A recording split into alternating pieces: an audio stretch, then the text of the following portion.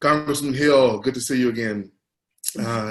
Victoria, nice to see you. You as well. As I mentioned earlier, we're thankful for you taking the time to do this and appreciate working around a busy schedule. And so we'll jump right into some questions. And I'll actually ask the first question, as I mentioned, and then we'll hand it over to Victoria. So Congressman Hill, as a banker, tell us how you ended up on the U.S. Congressional Arts Caucus and why you chose to take that position. And in doing so, would you also tell us a little bit about what the Congressional Arts Caucus does? Sure. Well, I'm a longtime supporter of the humanities. I've been a trustee of the Arkansas Arts Center.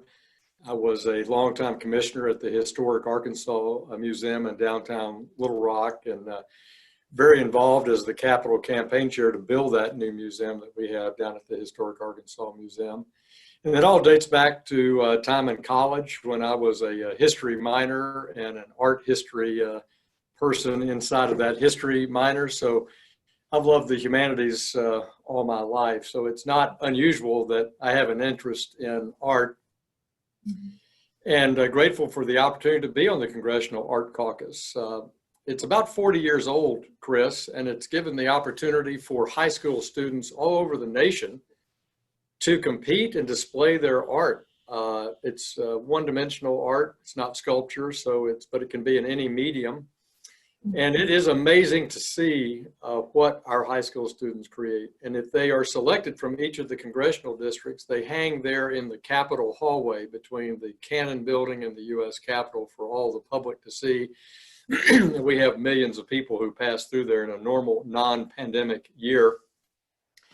And this past Congress, I've been the co-chairman of the Congressional Art Contest. So it's been a terrific tradition and so successful with our high school students that we started about 5 years ago the Congressional App Challenge, which allows students to use their creativity in programming. And the Innovation Hub has been our place to unveil those student success stories in the second district. Yeah, that's great. That's great. I'm gonna hand it over to Victoria, but before I do, I have one quick question for you.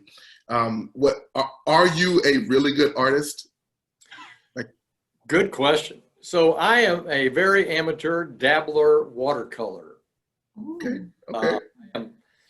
I do a lot of landscapes, and I do some from photographs, and I'll do some plein air, hanging out by something beautiful. And great. It's very relaxing, but I have not reached the skill of George W. Bush in portraiture that he is from a sportsaholic, baseball fanatic governor president to really being quite amazing what he's accomplished in recognizing particularly our veterans with his portraiture art. Good stuff. Now you're gonna get some tough questions from Victoria. I'm ready. Yes. And just to transition, so the first question is, nonprofit organizations and self-employed people make up the majority of the creative economy and the arts. So we are grateful for the vision to include them in the CARES Act relief package.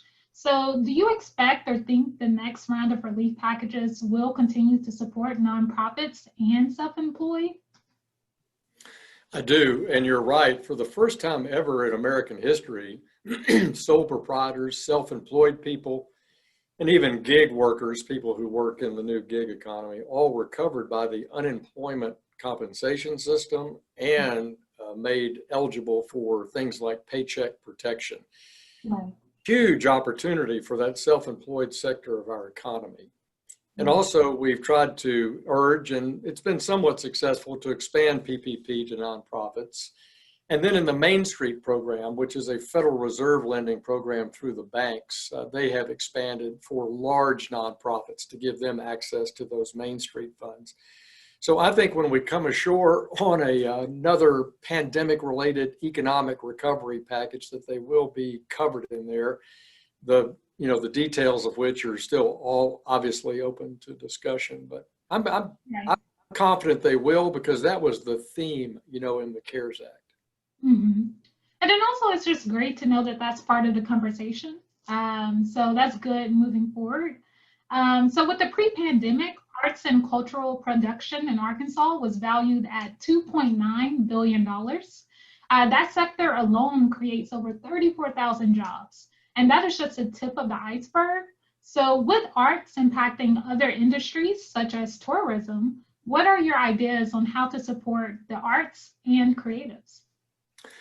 Well, I think a lot of that is something that could be dealt with at the state level. You know, at the federal level through the National Endowment for the Arts and the National Endowment for the Humanities, we work to create flexibility and expand that flexibility so that that small amount of federal dollars can go help leverage those important local charitable contributors, right? That's a huge part of our arts community, is just helping our charities survive, and our nonprofit donors and philanthropists really support the arts and the humanities. So those dollars help.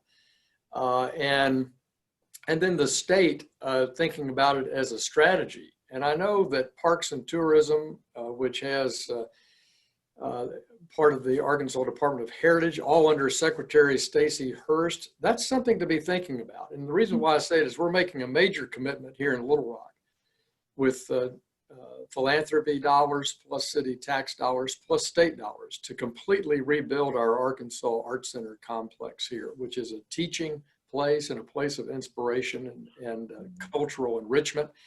And then look at what the Waltons have done in Northwest Arkansas with the investment in Crystal Bridges and all the spin-off arts and humanities enrichment that surround that. So up a good point that it's a strategic opportunity for the state, and we can think about that in promotion dollars. We can think about that in humanities leverage dollars.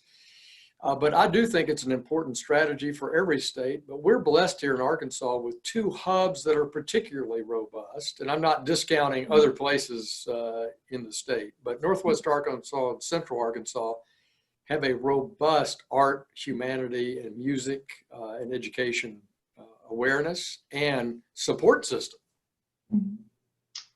Great point. I love the hubs, for example, especially with my current job and just partnering with those.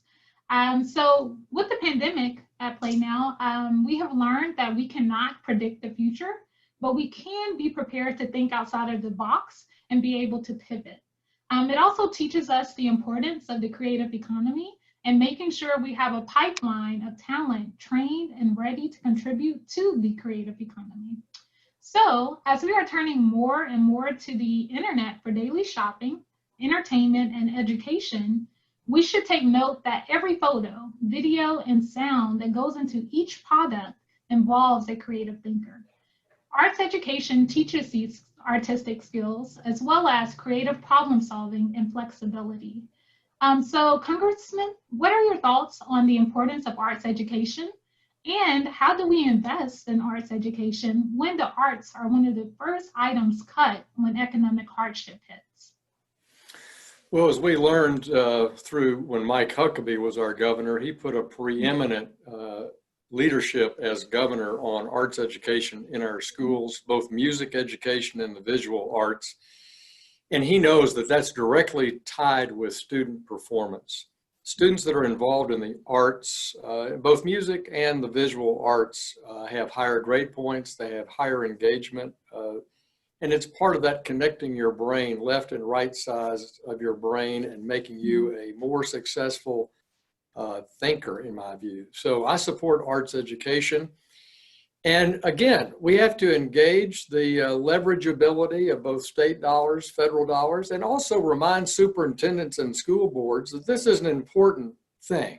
And there are a lot of ways to skin the cat. You don't have to have heavily structured approaches that depend only on a paid teacher. You have museums, you have nonprofit groups, you have lots of people that can do arts enrichment at our school level and help deliver that product, if a school district can't particularly afford that effort. But in our district, I'm always impressed with the number of art visual things that are introduced to our competition from Bologna High School. It is an epicenter of visual arts in my district.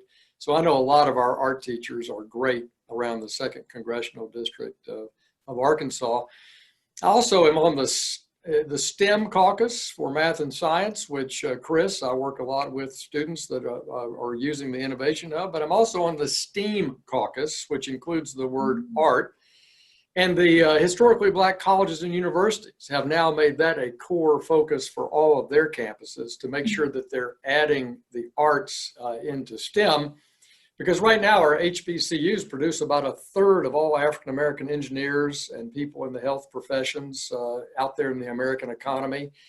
And they want to make sure that they also address the arts. I'll say in the pandemic, one other thing that's challenging is when you look at all the Department of Education opening guidelines and all the protections for our parents, our students, and our faculties in order to open safely and then operate merged, right? We're doing some virtual, some in classroom. We need to make sure that the arts are handled because it's not all one size fits all. I've seen a lot of bands coping pretty effectively. I've been to a lot of high school football games this fall, and I was at the UCA game last weekend, and I watched how they did their music and how they did the band, how the band instruments were prepared, how the social distancing was done. Pretty impressive. But if you're thinking about teaching dance, for example, in the room that you're going to teach dance in, and do they have the right planning and procedures? So I hope that Johnny Key and our commissioners are thinking about the arts when they're thinking about these virtual versus in-class teaching preparation. So that's not something I can do much about. I mean, I've mentioned it to Johnny Key, but I do think that we sometimes are so focused on getting the history class taught and the math class taught that we don't recognize that sometime in our visual arts, our hands-on teaching, or in music or in dance, that we've got to take some other parameters in order to handle the pandemic. Right. So before Victoria asks the next question, I love the excitement and energy in your responses. And I also know that you're on a tight timeline.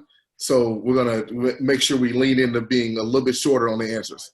I'll try to be short in my responses. Yes. Okay, so for Nexus, beyond traditional arts education, how do you think we should approach developing and retaining more homegrown talent? And how do we support our up-and-coming young creative professionals?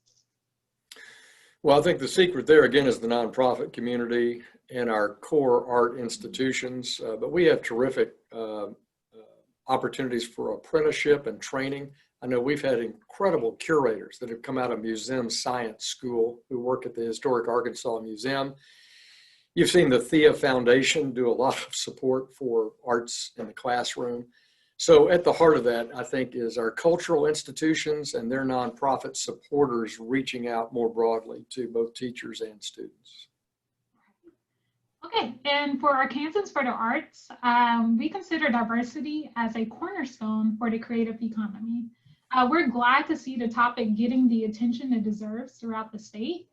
So what are your thoughts on how to support and increase diversity in the arts? Well, again, it takes intentional work to do that. And our best place to start are where one finds diversity, which is across our school system and encouraging people there, talking about apprenticeships, talking about engagement, and our cultural institutions should be standing at the forefront of that. Got it. That's very important. Every district in Arkansas has a major economic development initiative to revitalize downtown districts and or blighted areas. Creative placemaking through the arts is at the center of these revitalization projects. So for example, think of Fort Smith's 64.6 downtown, El Dorado's MAD, and the new Pine Bluff multi-use project by the Arts and Science Center. So what role can the state or federal government play to positively leverage the arts in revitalizing American cities, or Arkansas cities in essence? Yeah, well, I love what the Rockefeller Institute does on Pedigene and working with cities to help encourage indigenous growth and creativity. And I've seen it in almost every city I represent, from what's going on in Clinton recently to in Benton. Obviously, Searcy is all these towns are creating an art scene, a entrepreneurship class, and that attracts young people back to their town, gives a focus to youth in their communities. And this is such a challenge for so many towns in Arkansas, particularly those, the more rural oriented they are.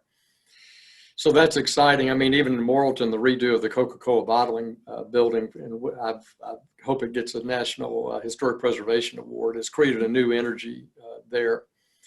So you're right, and I think CDBG funds is a great way for cities to use money in that regard. And again, these humanities grants can be done with cities and city partnerships as they attempt to enliven an arts scene in their local areas.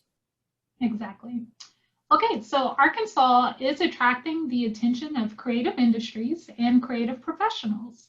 So for example, the digital production industry with projects like True Detective, that project brought thousands of creative people together, made millions of dollars for the state, and spurred additional projects to be produced in Arkansas. Creative people need to be around other creative thinkers in creative places. So what are your ideas on how to make Arkansas a state that draws creative industry here and entices creative professionals to stay? Well, again, I think a great place to start would be asking the governor to work with Stacey Hurst in the rubric of promotion of our cultural institutions, plus Mike Preston at the Arkansas Economic Development Commission, and then our film commission, and work together. These film commissions around the United States are looking, this is just a general statement. A lot of them are looking at yesterday's problem. So a very common thing to do, the reason why you see a big scene in movies in Georgia is they have the largest tax rebate. So they bought that production, and I can't remember what it was. It got way up over 25 cents on the dollar. It may have been gotten closer to 30 cents on the dollar. So having a competitive reimbursement for expenses invested in a project is how movie industry moved around the country. And Arkansas's ebbed and flowed there. I would say we're competitive, but not at the top. And we've had some good films made here. But let's think futuristically. Let's take that same concept and look at now digital production that you referenced. You used True Detective as an example. That brings up a whole nother way of production and opportunity for designers, graphic artists, the acting aspects of it, the audio mix. And so I would say tourism, economic development, and the film commission ought to be thinking now digitally and digital production in addition to that classic normal motion picture activity, and see if we can expand our digital advertising and motion picture opportunity that way and see what it takes to be competitive. And that's something the state needs to think about. Right. Exactly. And like True Detective, that was just one of the productions that put Arkansas on the map as a sought after production location. So with that thought in mind, several studios have reopened or relocated, have opened or relocated to Arkansas over the past 3 years. And Arkansas is on the verge of becoming a major exporter of creative content. So what are your ideas on how to grow the film, music, and digital production industries in Arkansas? Well, I think I answered that question in my previous answer. I think that's the right kind of way to build that strategy and build the financial and economic development incentives around that. And I look forward to seeing those results. And thanks for advocating for it. Yes, absolutely. And then finally, so considering the direct and indirect economic impact that the arts provide by attracting talent, creating jobs, greatly enhancing our quality of life, and raising the profile of Arkansas, do you think the arts should play a larger role in shaping economic development policy? For example, should the arts be designated as a sector on the Arkansas Economic Development Commission? Well, I think when you see the success of the investments that are being made by the private sector and also by the public sector in the Arkansas Arts Center and the impact of the Clinton Presidential Library here, and the art scene generally, the entrepreneurial art scene here, and then you look at the same in Bentonville from the impact of Crystal Bridges cultural enrichment. It's clearly a strategy, and it goes back to the point I made about Mike Preston and Stacey Hurst thinking about that as a recruitment aspect for how Arkansas positions itself, both in its advertising and in its economic outreach. Exactly. Good stuff. So thank you for responding to those questions. It was really engaging. I have one last question for you, and it'll be quick. So in the theme of this year's Arts Advocacy Day is arts means. And we're hearing from people around the state sharing what arts means to them. We can sum up this interview with the phrase, arts means business. What does arts mean to you? Well, arts means to me enrichment. Enrichment. You know, all of my engagement in visual art or musical art, and this goes back to when mankind began to make music and make visual art. It's about enrichment of the person, making you a better person. And of course, there's a storytelling aspect of it that's so incredible in all the arts. But for me, it's that sense of personal enrichment. I'm a better person because of the arts. Great. Well, we appreciate your time. We know you're busy. We thank you for sharing with us, and continue to advocate for the arts on behalf of Arkansas. Gloria, thank you. And this has been a lot of fun, and my best wishes. And thanks for being a great voice for the arts in Arkansas.